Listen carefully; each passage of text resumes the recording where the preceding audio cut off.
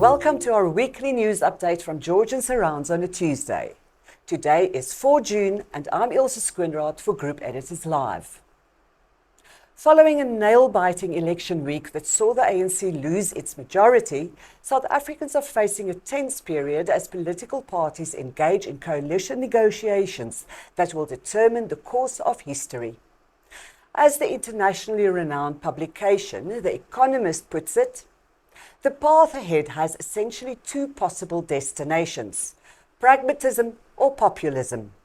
What the president and other politicians decide in the days ahead will determine the direction of the country for years to come. The opposition parties are vying for a pact with the ANC, who has only managed to attract 40.2% of the vote. If the ANC decides to join forces with the DA, together the two parties will have 62% of the seats in the National Assembly. With the help of the IFP and some of the other smaller parties, this coalition would have a two-thirds majority in Parliament. Should the ANC decide to go the other way and opt for a coalition with the MK Party and EFF, together these three will have 64.28% of the seats. But if Gayton McKenzie's PA joins this coalition, it will take them to 66.34%, just 0.26 percentage points short of a two-thirds majority. With two-thirds of the seats and the support of 6 of the 9 provinces, the ruling coalition would be able to make changes to the Bill of Rights and the Constitution. And with MK intent on making Parliament a supreme body with powers that overrules the Constitution, and the EFF determined to nationalise all private property and take over the Reserve Bank, economists warn that an ANC, MK and EFF coalition will soon make the current embattled economy look like a walk on a sunny meadow. Heavy wind, rain, snow and storms have been raging across large parts of South Africa, with a tornado that struck the Ballito area of KwaZulu-Natal on Monday 3 June, wreaking devastation on farms and in urban areas alike. The Eastern Cape has also been battered with snow and flooding that have claimed lives. Heavy rain all over the Garden Route has caused flooding, and the Meyringspoort Pass between Oudtshoorn and Beaufort West was closed this morning. The Suid-kaap Pass was also closed. Motorists using the N2 are urged to be cautious near Little Brack and Great Brack outside Mossel Bay, as sand has been swept onto the highway. The Weather Service has warned that bad weather is also headed to Gauteng. Meanwhile, the George Fire Brigade said should residents require sandbags, that sand is available for collection from the fire station in Mitchell Street. Sandbags can be purchased at SSK Agri in York Street. SANRAL has announced that nighttime lane closures from 7 p.m. to 5 a.m. in the morning will be in place on the N2 in George from today, 4th of June, until the end of the month. This is for the final additional concrete construction work on the new bridge at the Themba-Leto interchange over the N2. During the closures, motorists will still be able to use the off and on ramps at the bridge to gain access to the N2 on the other side to continue on their journey, said Petronella Tron, SANRAL project manager. And now onto a topic that makes the world a better place. Dr. Answa Steyn, who is determined to make a difference by helping one person in need of medical care each month, was interviewed by Michelle Pinaar for Group Editors Live.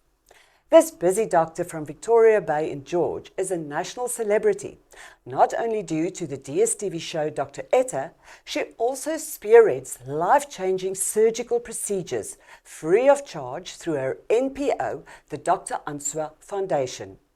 Local medical practitioners provide their services, expertise, medicine and theatres at no cost to help at least one person a month. A recent collaboration between George Hospital and the Dr. Answa Foundation enables her and other doctors to help even more people, since the team agreed to operate after hours on some of the hospital's patients. Dr. Answa funds many aspects of the surgery herself, and we appeal to the public to contribute to the foundation to ensure that these life-changing procedures continue. Read more in George Herald on Thursday and go to the Group Editors YouTube channel to watch the video with Dr. Answa. A group of friends from the Garden Route has created a very special art and culture exhibition in George.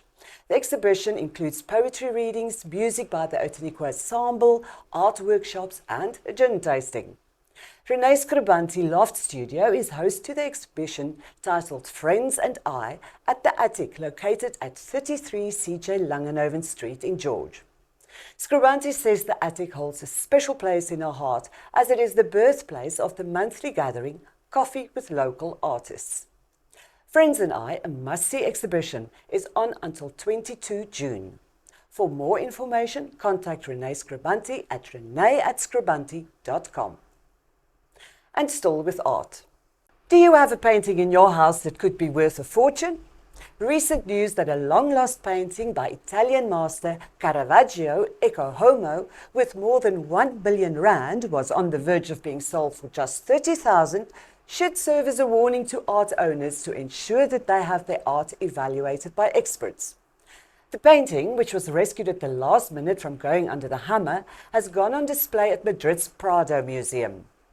Gail Bosch, art insurer product head at I2 Special Risks, says anyone could inherit a painting that's just been hanging over grandmother's fireplace for decades and think nothing of it.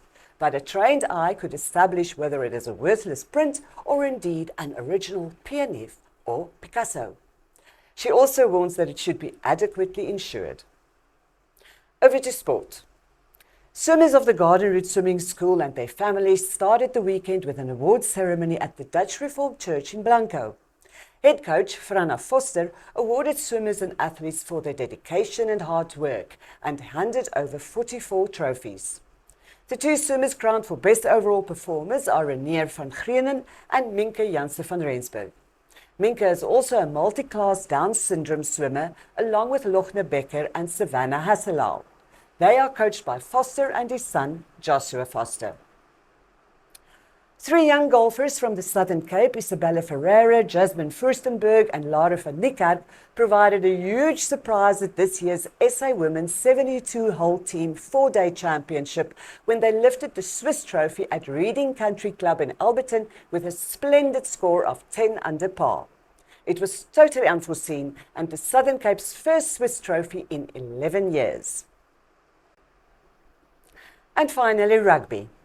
For the fourth time in a row, Evergreens from Pakkelsdorp had to bend the knee in the SWD Premier League competition when they lost against Bridgeton from Oudtshoorn on Saturday. With a much better performance from Evergreens on the day, in the late stages of the game they turned down a kickable penalty to go for the corner and walked away empty-handed. Evergreens has now moved into 7th position on the log and Bridgeton up to 4th. Bridgeton's B team beat Evergreens 32-10, while Bridgeton's C side also won with a score of 9-8. This week in our studio, we have the coaches of the Progress and Crusaders teams joining us. Progress will face Evergreens on the Graveyard in Pakkelsdorp this coming Saturday, 8 June, and Crusaders will travel to Mossel Bay for their game against log leaders Barbarians. Be sure to catch the rugby interview on our Group Editors YouTube channel from 1 p.m. this coming Friday. And that's it for our Tuesday News Wrap. I'm Ilse Squinrad for George Herald and Group Editors Live. Stay safe and stay warm.